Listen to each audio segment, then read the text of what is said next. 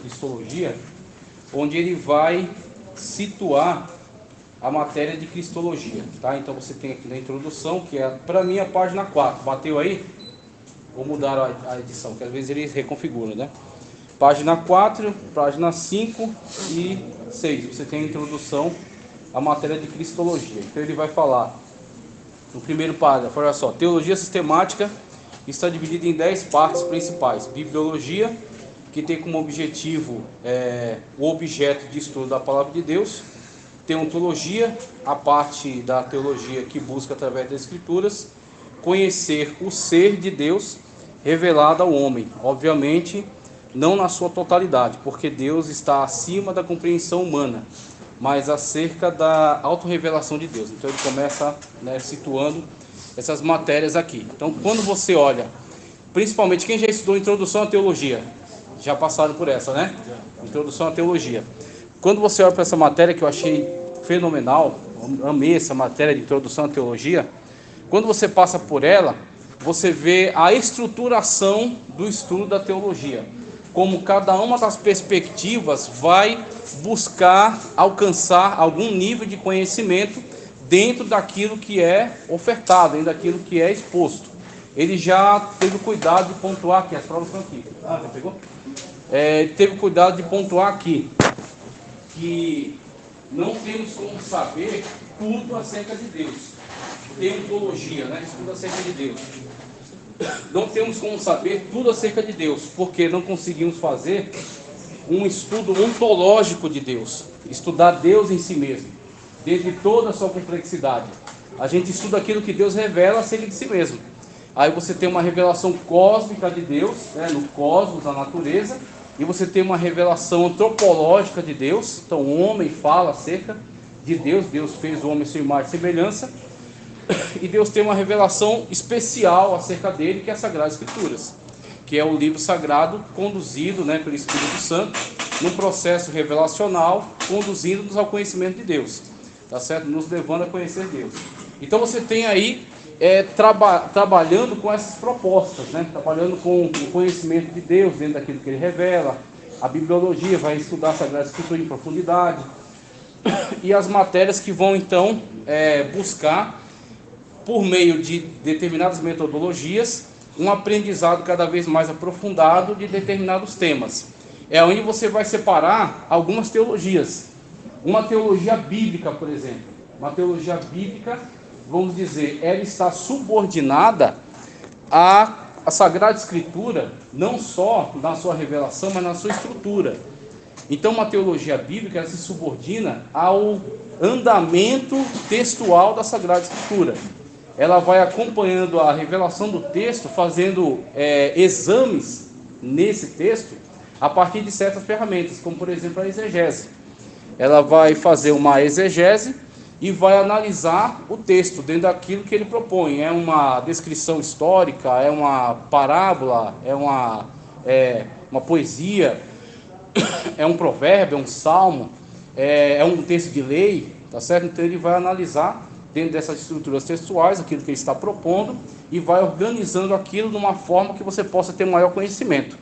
Então é uma teologia bíblica. Eu acredito que o que mais expressa a teologia bíblica são os comentários bíblicos, que ele vai seguindo de Gênesis a Apocalipse, empregando em cada um dos trechos as ferramentas necessárias para o conhecimento.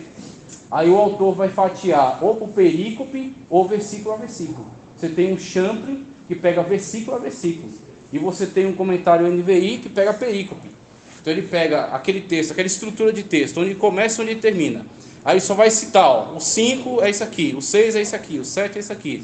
Ele nem vai reproduzir o versículo mais, ele só vai escrever uma coluna de texto e dizer, isso aqui é referência a isso é referência a isso. E aí ele vai trazendo para você informações, e essas informações, o que ele vai puxar? Ele vai puxar geografia, algum dado geográfico, algum dado histórico, algum dado filosófico, algum dado exegético, vai fazer exegese do texto para melhor entendimento, algo de filosofia, ele vai lançando para você ali. Ele está subordinado ao andamento do texto, é o texto que diz para ele o que ele tem que falar em determinado momento. Ele vai percorrendo ao longo do desenvolvimento do texto. Já a teologia sistemática, ela vai adotar outra metodologia. E aí onde cristologia tem a sua importância. Porque enquanto na teologia bíblica, você pega todas as ferramentas, é como você pegar, vamos colocar, espalhar todas as ferramentas aqui. E conforme o texto pedir, a gente pega uma e aplica. E vai aplicando, tentando entender o que o texto está dizendo. Com teologia sistemática, você vai fazer o seguinte, olha, eu vou separar o que é ferramenta disso, o que é ferramenta disso. E aí você vai estudando aquilo de uma forma mais organizada. Então a teologia sistemática parte da ideia de dar um sistema ao estudo, tá? Então você tem um tema. Qual é o tema? Teontologia. Então eu vou buscar em toda a Sagrada Escritura o que fala sobre Deus, o Pai, tá certo? Principalmente, e a Trindade de forma mais ampla, né? Então eu vou trazer tudo que fala sobre Deus. Já em Cristologia, eu vou me preocupar sobre o que fala acerca de Cristo. Claro que alguns versículos são transversais, então vão estar aqui como ali. Mas você tem prioridade sobre Cristo, o que fala acerca de Cristo. E aí segue pneumatologia sobre o Espírito Santo, bibliologia sobre a Sagrada Escritura, antropologia sobre o homem, hamartiologia, o pecado, soteriologia, salvação.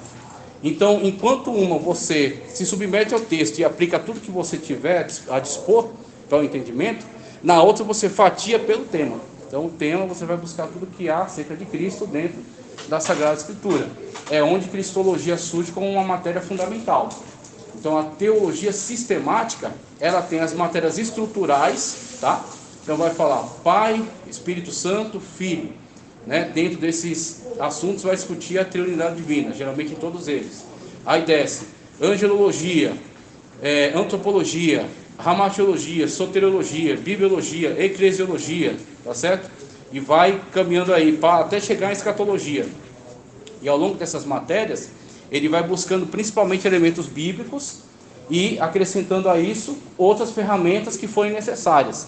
Junto à teologia sistemática, você tem as matérias afins da teologia, que não são necessariamente da estrutura do texto bíblico, mas colaboram com ele. Aí você pega história da igreja, história de Israel, história da igreja, geografia bíblica, tá? Arqueologia bíblica e outras matérias que não têm a ver com teologia, mas podem contribuir de alguma forma. Você pode estudar psicologia com viés teológico. Você pode estudar sociologia também a partir de um viés da religião, da teologia, religiões comparadas. Então você vai pegar essas matérias que estão um pouco mais afastadas do texto bíblico em si, mas o conhecimento delas corrobora com a teologia, corrobora com o estudo de modo geral, porque você vê o impacto do texto bíblico, da interpretação bíblica, das correntes, né, de pensamento que se expressam em relação à Bíblia e em relação à sociedade, e como isso tem trazido influências negativas e positivas. Então você precisa de todo esse ambiente para que você construa um conhecimento cada vez mais sólido, cada vez mais amplo, tá? Então é isso que ele coloca para nós. E já está na hora, né? Já é 9h03. Então é agora, partiu. Introdução feita, café e depois volta para capítulo 1. É isso aí. Pronto. Capítulo 1, página 9. Vamos lá. Capítulo 1, página 9. Vamos lá. Vamos passar para cá. Isso. Ficar assim de pega a Assembleia de Deus. Sobre a identidade do Senhor Jesus Cristo. Maravilha. Capítulo 1, página 9, apresentação de Jesus, o Cristo. Apresentação de Jesus, o Cristo. Aí o trecho da declaração de fé, que é utilizado aqui, é diferente daqui. Então, vamos ler os dois. Aqui na apostila diz, cremos no Senhor Jesus Cristo, o Filho unigênito de Deus, plenamente Deus, plenamente homem. Plenamente Deus, plenamente homem. Isso aqui é um mistério extraordinários, no mesmo nível do mistério da Trindade, é o mistério da encarnação do Verbo, tá? Então a gente vai ver isso quando estiver estudando o capítulo 2, Jesus homem, Jesus Deus. A gente vai ver um pouco mais acerca disso. Eu já adianto uma coisa, algumas verdades da Sagrada Escritura, diferentemente do que a gente está acostumado a lidar com o conhecimento, a epistemologia, né, o sentido de você saber os limites do conhecimento verídico, que pode ser comprovado, testado, né, aquilo que é empírico. Diferentemente dessa racionalidade humana, alguns conteúdos bíblicos estão tratando acerca de algo que está para além da nossa compreensão, nosso poder cognitivo. Está falando da realidade de Deus e não da nossa. Então, inclusive, a Sagrada Escritura, ela emprega alguns recursos, algumas ferramentas para falar acerca de Deus. Você vai ver isso em hermenêutica, com o professor Reinaldo. Ele vai falar sobre as linguagens antropopáticas e antropomórficas, tá? Antropopáticas, antropo, ser humano, patente, sentimento. E antropomórfica, antropo, ser humano, e morfê, forma, tá? O que é antropomorfismo, antropopatismo? É trazer Deus para o antropo. Então, o antropo não pode ir ao mundo de Deus, tá certo? Então, ele traz Deus para o seu mundo. Ele emprega a linguagem humana falando acerca de Deus. Então, ele diz a mão de Deus, o braço forte de Deus, os pés de Deus estão sobre os cabelos usa até como um banquinho para os seus pés, como escabelo para os seus pés, tá? Então isso são descrições humanas acerca de Deus, porque Deus não precisa nem de pé, nem de mão, nem de olho. Os olhos de Deus estão sobre nós. Deus não precisa de globo ocular, ok? Então estamos falando de um ser que é espírito. Ele é uma pessoa. Nós não somos panteístas. Deus não é Deus, é tudo e tudo é Deus. Deus é um ser, é uma pessoa. É diferente da sua criação. Só que ele não é uma pessoa como nós somos pessoas. Pessoas materiais, limitadas a um âmbito de tempo e espaço. Deus é espírito. Não há qualquer tipo de limitações a Deus, certo? Por isso que Deus pode ser onipresente, ou seja, estar em todo lugar, ok? Por isso que Deus pode ser onisciente, saber todas as coisas, onipotente, poder em todas as coisas, porque em Deus não há limitação de tempo e de espaço, nem qualquer outro tipo de limitação. Então, pelo fato de Deus ser espírito, para falar acerca de Deus, temos que trazer Deus para a nossa realidade. Então, descrevemos Deus como um ser humano. E descrevemos os sentimentos de Deus como os sentimentos de um ser humano. Antropopatismo. A ira de Deus, a gente pensa numa ira humana. Deus se arrependeu. Esse é o negócio mais... A maior treta da Sagrada Escritura é essa, o arrependimento de Deus. Deus não é homem para que minta, nem filho do homem para que se arrependa. De números. Mas em outro lugar diz que Deus se arrependeu de ter criado o homem na face da terra. Aí você tem um conflito entre uma coisa e outra. Existe um problema que é o abismo entre o texto original e a tradução. Existe um abismo entre o texto original e a tradução. Aí só um dos problemas. O grego, por exemplo, tradução do grego para o português. No grego, quatro palavras distintas para falar sobre uma palavra só do português. No português é amor, no grego são 4. No grego é filéu, ágape, tá? Eros ou storge. Então você tem 4 palavras gregas para falar de uma do português. E aí quem vai fazer a escolha na hora da tradução é o tradutor, que vai ter que decidir qual se encaixa ali. Se é um amor eros, um amor sexual, se é um amor filéu, um amor entre irmãos, se é um amor ágape, um amor divino, ou se é um amor storge, um tipo de amor da comunidade, da comunhão dos irmãos. Filéu, amor entre irmãos consanguíneos. Storge, amor da comunidade, da koinonia, comunhão. Então ele vai ter que fazer a opção. E aí nessa situação ficou a questão do arrependimento, porque em um é narran, tá? Que é o arrependimento descrito para Deus, que é decepção, seria uma palavra melhor, como Deus resfolegar de nariz. Então o hebraico ele é muito concreto. Essa palavra fala sobre resfolegar de nariz, quando você se decepciona com alguma coisa. Enquanto que para o homem, eu tinha a palavra na cabeça agora há pouco. Para Deus é nardo, para o homem, não vou lembrar agora, mas depois eu passo para vocês. Mas existe uma palavra específica para arrependimento humano ou para arrependimento quando se fala acerca de Deus. Porque aqui é arrependimento em decorrência de erro. E ali é decepção com alguém que tomou uma atitude errada, fazendo mau uso do seu livre-arbítrio, da sua liberdade. Então você tem a diferença, porque o homem se arrepende porque errou em alguma coisa, Deus não erra. Então o que há acerca de Deus é o que? Deus decepciona com esse ser humano. Então você tem essas diferenças que no português é tudo se arrependeu. E aí se arrependeu parece que estamos numa contradição, mas na verdade estamos numa indefinição. O português não consegue definir corretamente toda a variação dos termos da língua original. Falou nessa capacidade descritiva.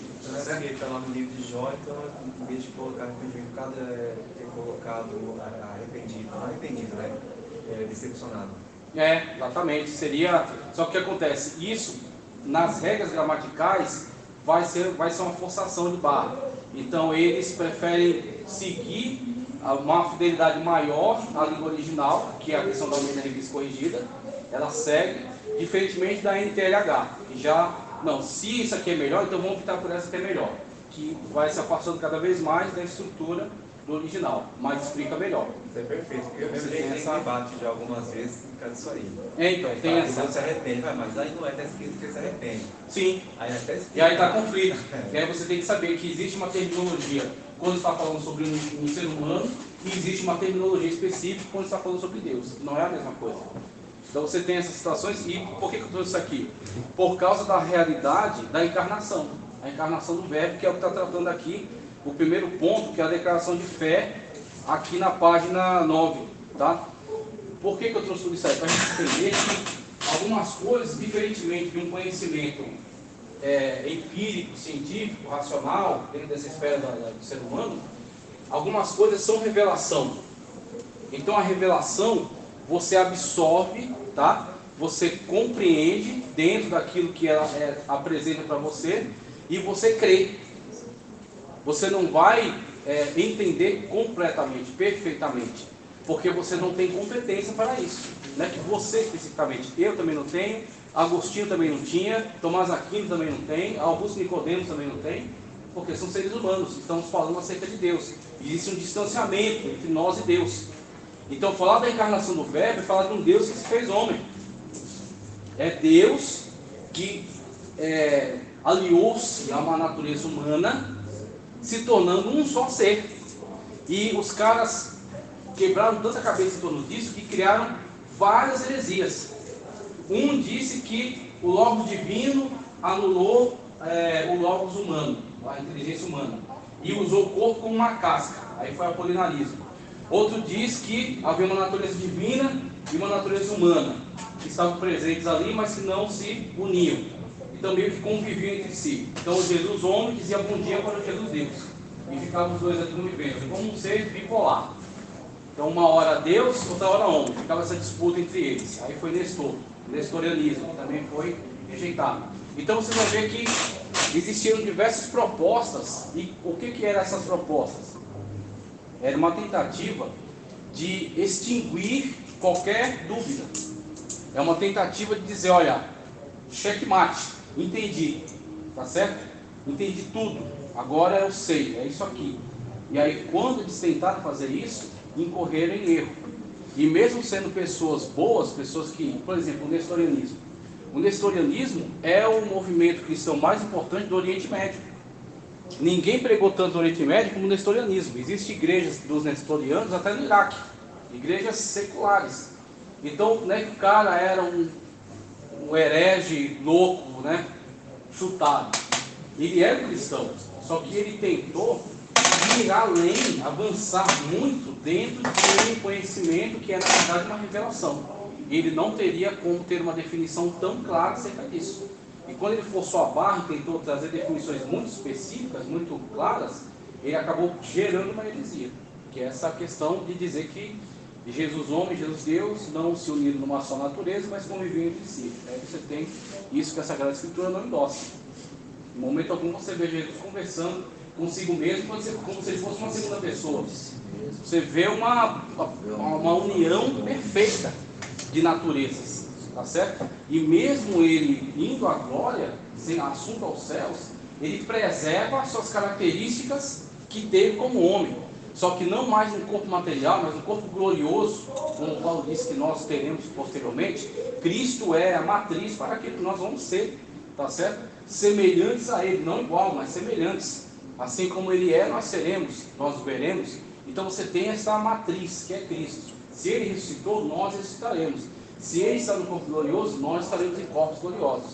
No corpo glorioso, Ele podia comer peixe, comer pão, podiam tocar nele. Mas Ele, por outro lado, não precisava que abrisse a porta. Ele aparecia no meio deles. Ele dizia, olha, vamos para Jerusalém. Ele não pegava nenhum burro, nenhum helicóptero, nenhum ônibus. Ele aparecia lá. Mas mesmo com essas características peculiares, especiais, ele disse, afirmou, eu não sou um espírito. Um espírito não come. Aí pediu que apresentasse peixe, pão.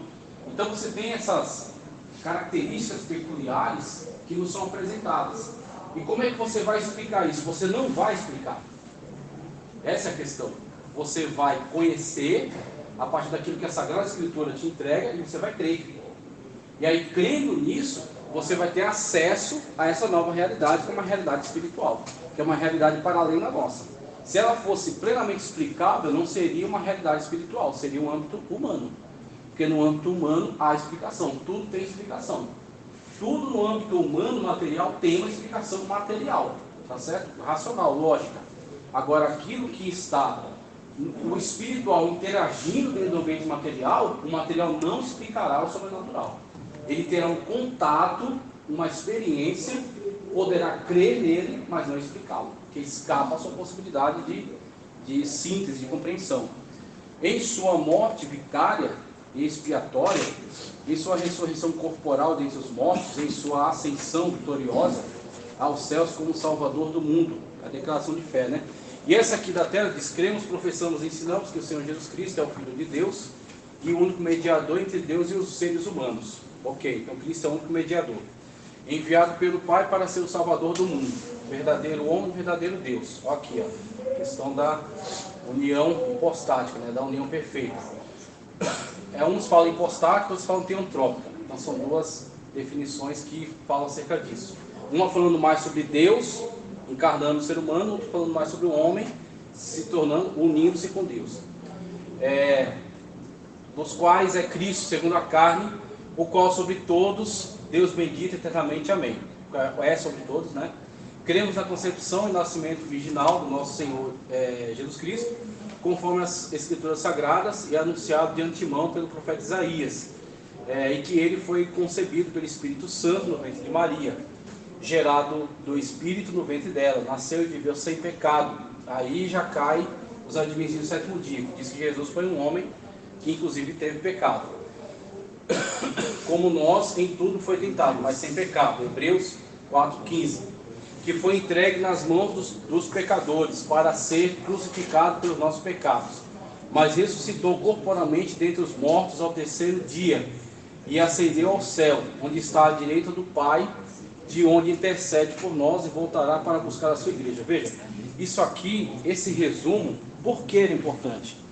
Isso aqui foi elaborado, né, pela nossa igreja, dentro desse documento que é importantíssimo, todos têm que ter contato com ele, e ele é um desenvolvimento maior dos 16 artigos. Então, desde o começo, lá, 1900 bolinha, já circulava no jornal O Mensageiro, que é da Assembleia de Deus, os 16 artigos de fé, que é o que aparece no começo da declaração. Primeiro os 16 artigos, e depois você tem 24 capítulos, daqui é o quarto capítulo. Você tem 24 capítulos desenvolvendo os 16 artigos. Então, esse cremos aqui do capítulo 4, ele é um resumo da doutrina. Se você ler isso aqui e guardar, você tem uma estrutura doutrinária, tá, que te protege de muitas distorções.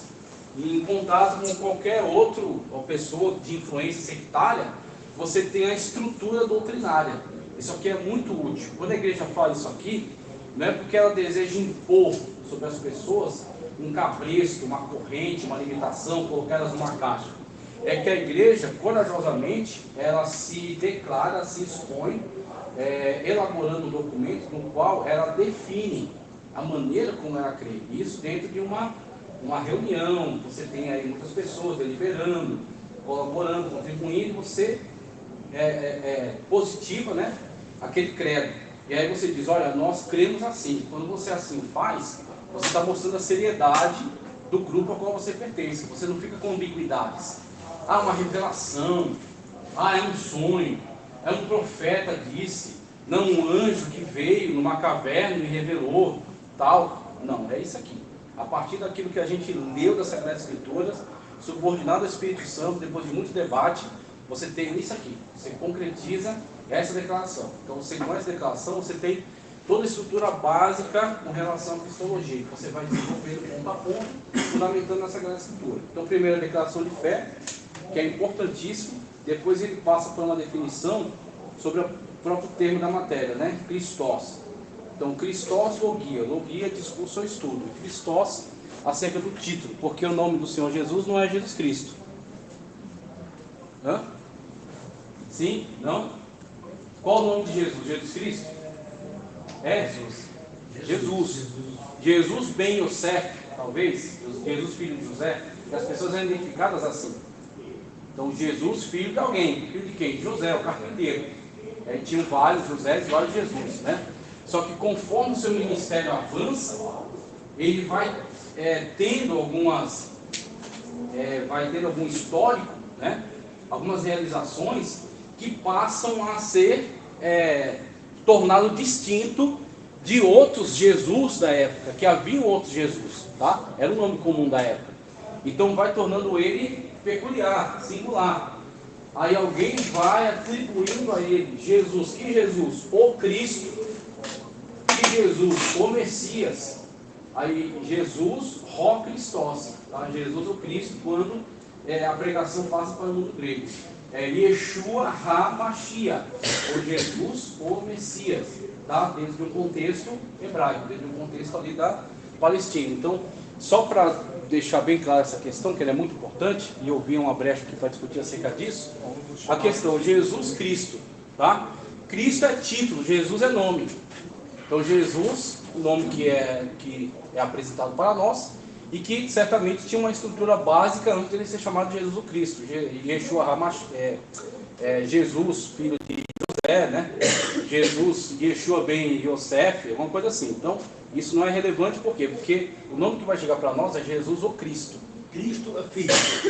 Cristo é ungido, tá? Filho é huios no grego e ben no hebraico, tá? Então, Cristo é ungido. Cristo é o grego, que é ungido, de Mashiach, que é ungido em hebraico. Então, ungido é uma pessoa que foi consagrada, tá certo? Aí você se remete à simbologia do Antigo Testamento, na qual o óleo é derramado. O sumo sacerdote e até a pessoa, como foi até Davi, dispensou todos os seus irmãos e derramou óleo sobre a cabeça dele. Então, ele foi um ungido, ele foi o Mashiach daquele contexto.